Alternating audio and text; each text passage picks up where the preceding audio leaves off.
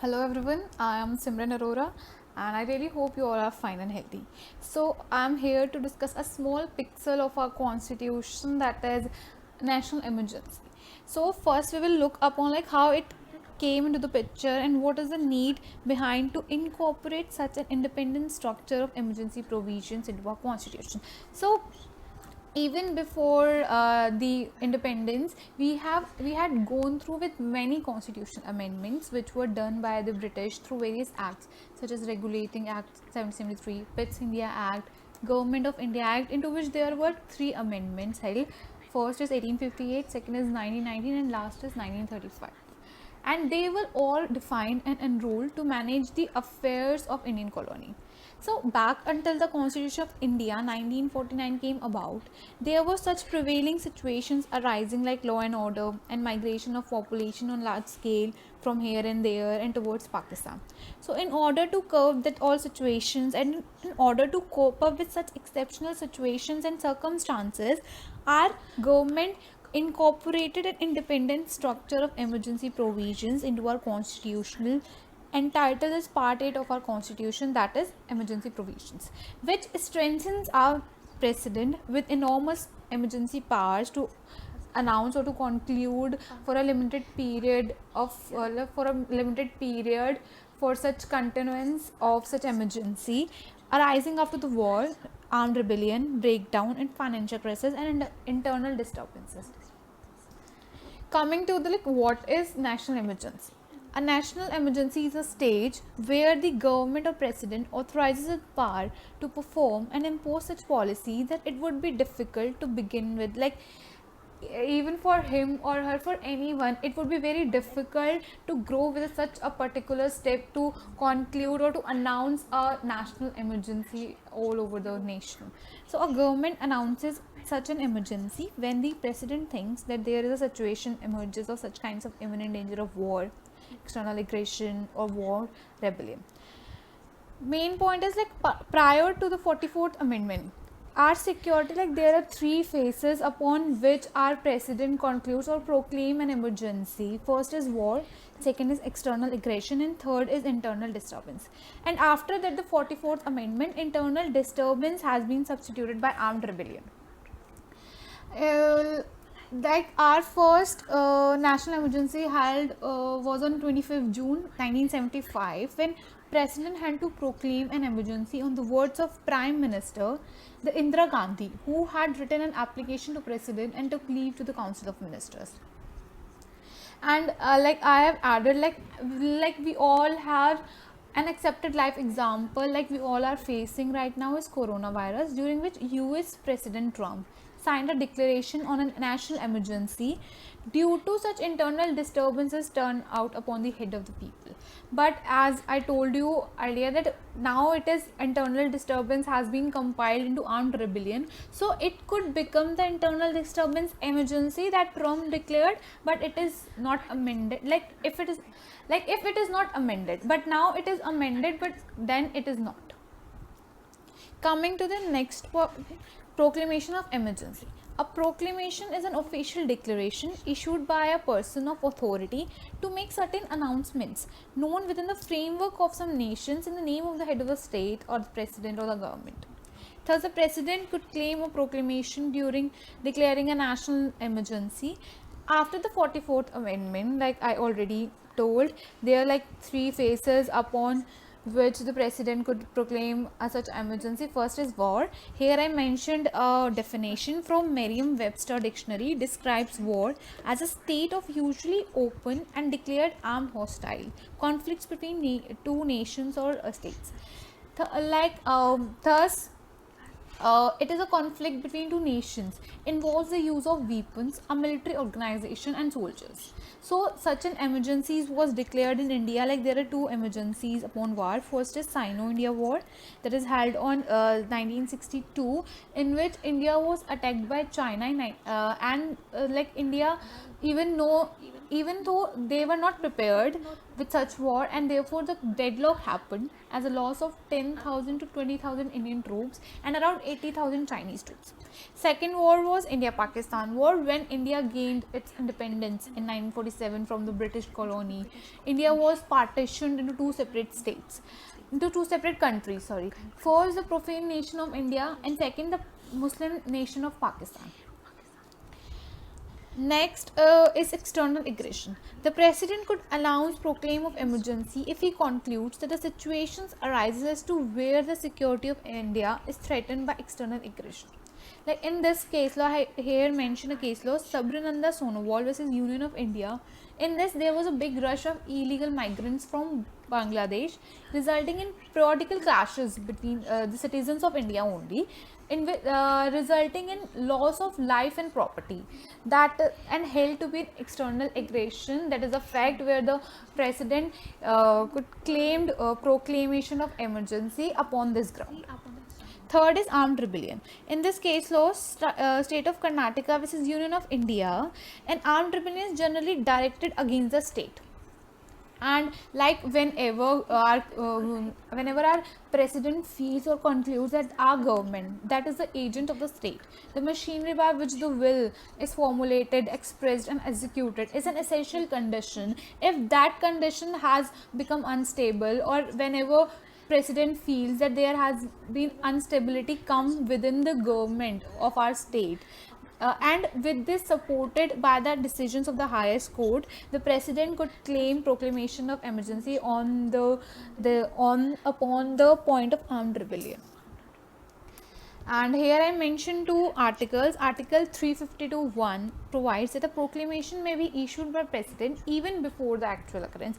President cannot or couldn't wait for the movement that the event has been done, then he may announce such emergency. No, even before such actual occurrence of such event contemplated, president can claim or could claim emergency on such further phrases.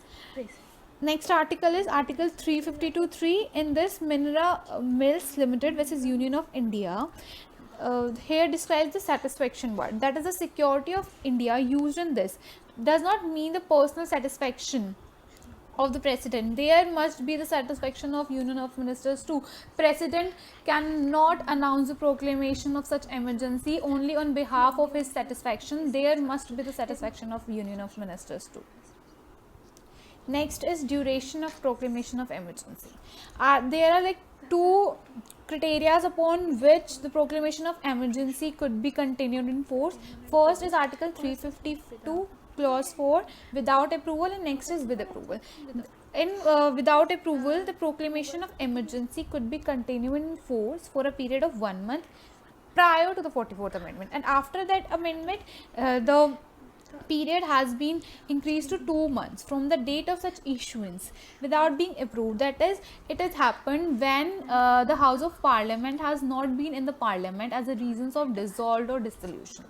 In the next point, a proclamation of emergency which had made under this article could be continued in force for a period of 6 months, and it has such exception that whenever with the approval of such House of Parliament, it has been passed by a resolution of the special majority of not less than 2/3 of the members of the House present and voting. Next is revocation of emergency. There are 4 points under this. First is, it may be revoked by the president by making a consecutive proclamation. Next, proclamation shall be ceased on the expiration of 6 months period unless the continuance of such proclamation has been further approved by the House of Parliament. That is, this is the proviso of Article 352(2). Third is, the Lok Sabha shall revoke the proclamation of emergency if passes a resolution disapproving the continuance and force of such proclamation. Last is, the proclamation shall also revoke on the ground where a notice in writing signed by the members of the House of Parliament of not less than 1/10 of the total members has been given to move a resolution of disapproving such continuance. There is a difference between point 3 and point 4. In point 3, there is only a Lok Sabha which passes a resolution for disapproving such continuance, and in the fourth point, there must be both the houses present. That is, first is Rajya Sabha and Lok Sabha. Okay, All right, and next slide is effects of proclamation. The proclamation have such of the consequences mentioned below. First is the 42nd Amendment. It states that the executive power of the Union to any state should also extend to any other state where the proclamation of emergency is in operation. Next is Parliament empowered to legislate on state subjects. Like on normal condition, the Union of Parliament has no right to make laws upon the statelet, but during an emergency, the Union of Parliament has also the right to make laws mentioned in the state list. Third is extension. While the proclamation of emergency is in operation, the normal life of the Lok Sabha may extend by a year, not exceeding beyond 6 months after proclamation ceases to operate. Next is suspension of fundamental rights. This is the main topic of whole of the emergency, like national emergency. Like as soon as the emergency is proclaimed on any of the grounds mentioned above, all the freedoms guaranteed by fundamental rights are automatically suspended.